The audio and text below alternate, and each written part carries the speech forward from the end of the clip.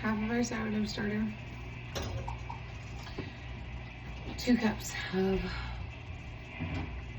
our water.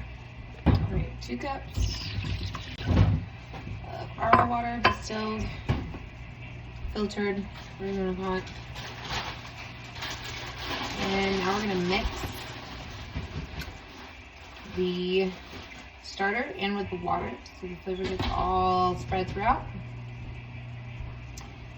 Here, and our little liquid and mixture. We'll feed our starter here in a second. This is an artisan sourdough bread. This is not traditional, big, scoring, fancy loaf, that kind of thing. And then we're gonna do 3 cups of flour. We have not bought bread at the store. That's 1 cup. And here.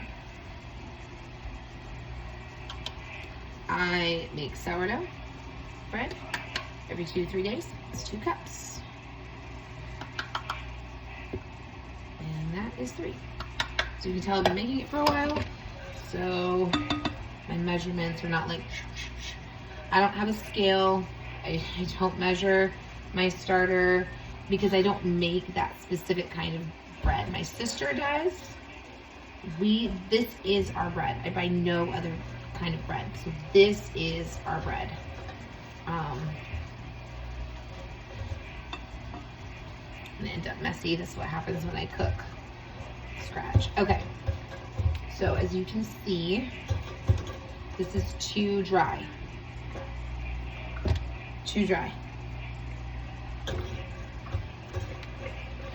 for an artisan sourdough. I want a smidgen. Oop, take it back. And that's what I mean. I mean like a smidgen. There's like just that little bit. Ready? That's it. That's legit it. I was talking to grocery shopping and I was talking to a guy. He just started doing sourdough and he was scoring, and I said, well, I can't. I said, I'm not good at that.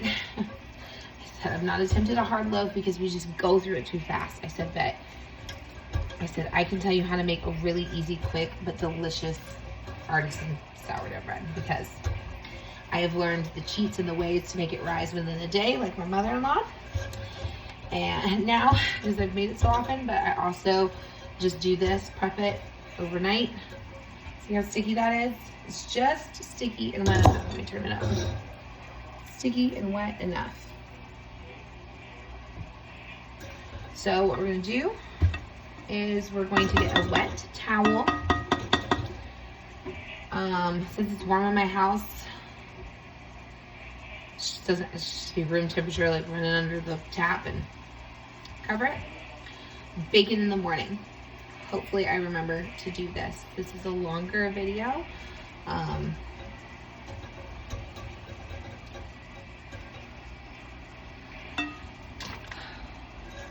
So we'll do that next. And then next we're gonna feed our starter.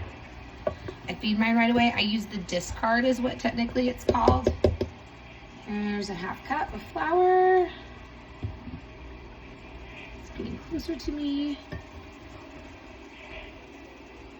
Why did it come to this corner first? I do not know. This is where I'm seeing. Okay, cup of flour. And you want it to be a pancake consistency. I'll show you what it looks like. I don't even measure my water anymore. If it's a cup of flour, I would start with like a 1/2 cup of water.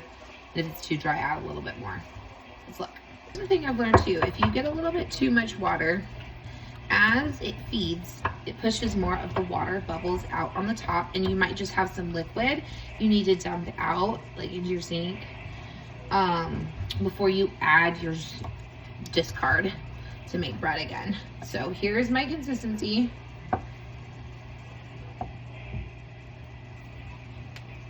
You can tell.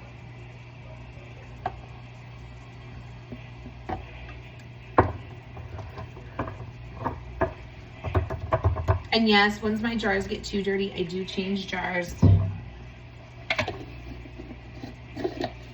This is Michigan applesauce. It's not, but I did make some. Like I said, I make a lot of things from scratch here on our channel. Okay, so that's gonna be that. I will show you the process tomorrow morning. So this is part 1, making a simple artisan sourdough bread. Super easy, to the point.